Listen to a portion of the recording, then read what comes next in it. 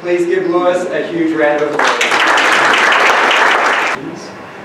I want to talk to you tonight about how the universe conspires to get us out of sticky situations. Now, with the glaring light on my eye, I can't see all of you. One of the most attractive crowds I've spoken to in quite some time. Should have gone to Specsavers. But I want to talk to you about how the universe can actually help us to end up getting us out of sticky situations. Now, without a show of hands, just nod, because I'm pretty sure most of you would know about the great man Irving Goffman. Yeah, I can tell most of you know who Irving Goffman is. He was a very influential psychologist, sociologist in the States, lived from 1922 to 1982. Now, amongst his other contributions to the world, Irving created the concept of a Goffmanism. Anyone here know what a Goffmanism? Good. I'm working the crowd. I can feed information. I can say anything.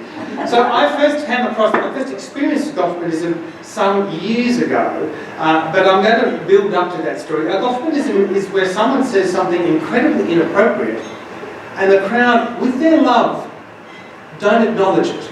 They just go, did they just say that? I think they did just say that. I'll ignore the fact that they said that.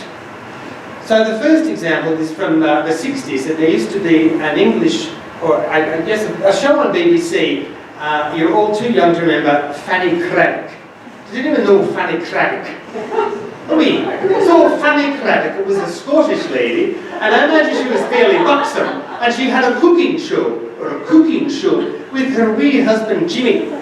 And every night at the end of the show, Jimmy would go, well, that's very much your lot, listeners, you viewers tonight, and we'd say something nice and so see you next week. And this particular night, Fanny had been making donuts. And Jimmy, and signing off from the show, said, well, thanks, that's your lot tonight, listeners, and I hope all your donuts turn out like Fanny's.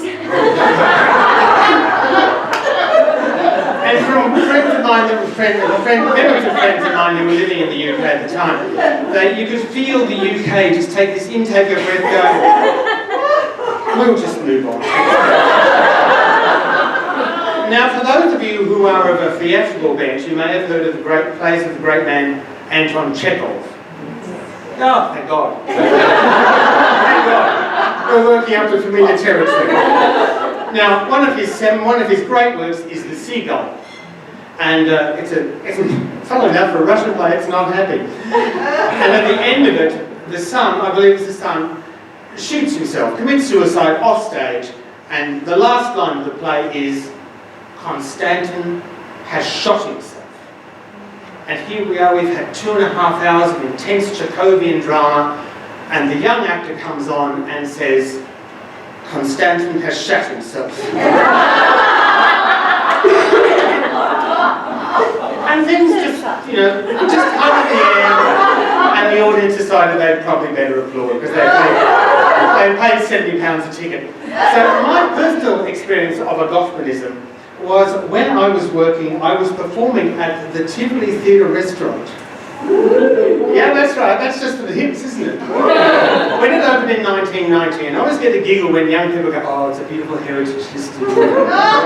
No, it was a bakery, it was renovated. Anyway, it was heritage listed. So there I am, and I'm in this show called Putting on the Ritz. And we were box stepping to Cole Porter for 45 minutes and then another 45 minutes. And the show was on a click track, which means there's a backing track and a band, and you can't stop the show, right? It was in January. We had the Christmas crowds, and we were at the point where the audiences were a bit thin. So there we are, box stepping to Cole Porter. Eyes, tits and teeth.